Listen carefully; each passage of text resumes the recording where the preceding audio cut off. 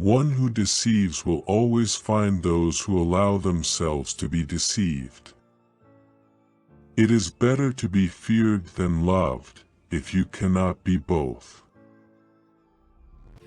If an injury has to be done to a man, it should be so severe that his vengeance need not be feared.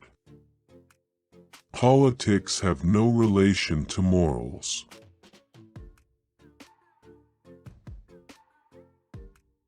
It is double pleasure to deceive the deceiver.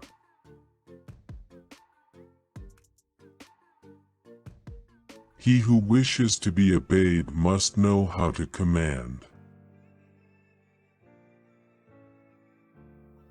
It is not titles that honor men, but men that honor titles. The more sand has escaped from the hourglass of our life, the clearer we should see through it. Men should be either treated generously or destroyed, because they take revenge for slight injuries, for heavy ones they cannot. The wise man does at once what the fool does finally.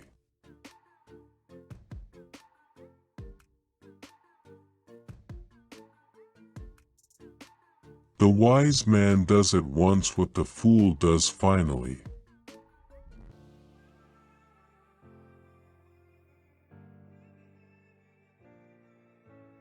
There is no avoiding war, it can only be postponed to the advantage of others.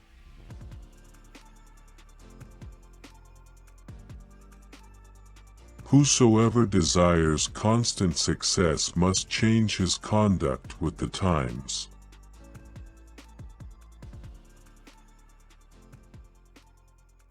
I'm not interested in preserving the status quo, I want to overthrow it.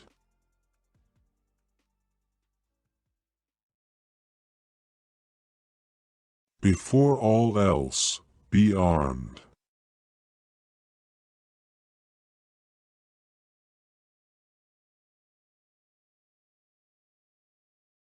The first method for estimating the intelligence of a ruler is to look at the men he has around him.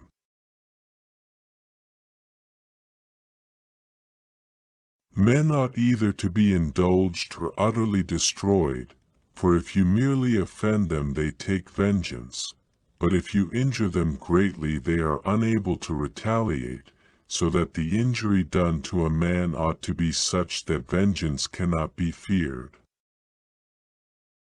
There are three kinds of intelligence. One kind understands things for itself, the other appreciates what others can understand, the third understands neither for itself nor through others. This first kind is excellent, the second good, and the third kind useless. Men rise from one ambition to another. First, they seek to secure themselves against attack, and then they attack others.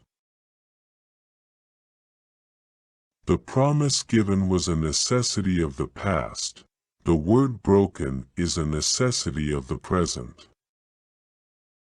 War should be the only study of a prince. He should consider peace only as a breathing time, which gives him leisure to contrive, and furnishes as ability to execute military plans. Where the willingness is great, the difficulties cannot be great.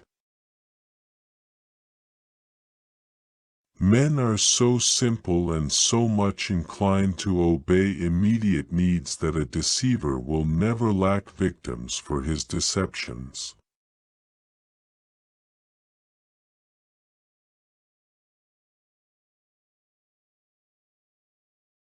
Severities should be dealt out all at once, so that their suddenness may give less offense.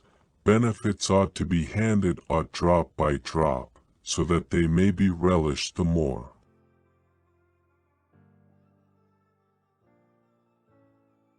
It is necessary for him who lays out a state and arranges laws for it to presuppose that all men are evil and that they are always going to act according to the wickedness of their spirits whenever they have free scope.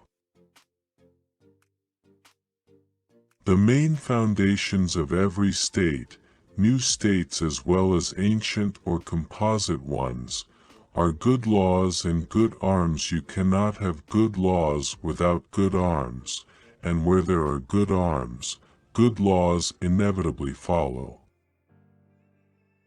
No enterprise is more likely to succeed than one concealed from the enemy until it is ripe for execution. One change always leaves the way open for the establishment of others.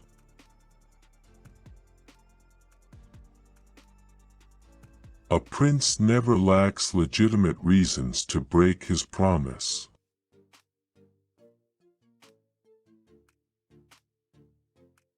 A son can bear with equanimity the loss of his father, but the loss of his inheritance may drive him to despair. A return to first principles in a republic is sometimes caused by the simple virtues of one man. His good example has such an influence that the good men strive to imitate him, and the wicked are ashamed to lead a life so contrary to his example. When you disarm the people, you commence to offend them and show that you distrust them either through cowardice or lack of confidence, and both of these opinions generate hatred. The fact is that a man who wants to act virtuously in every way necessarily comes to grief among so many who are not virtuous.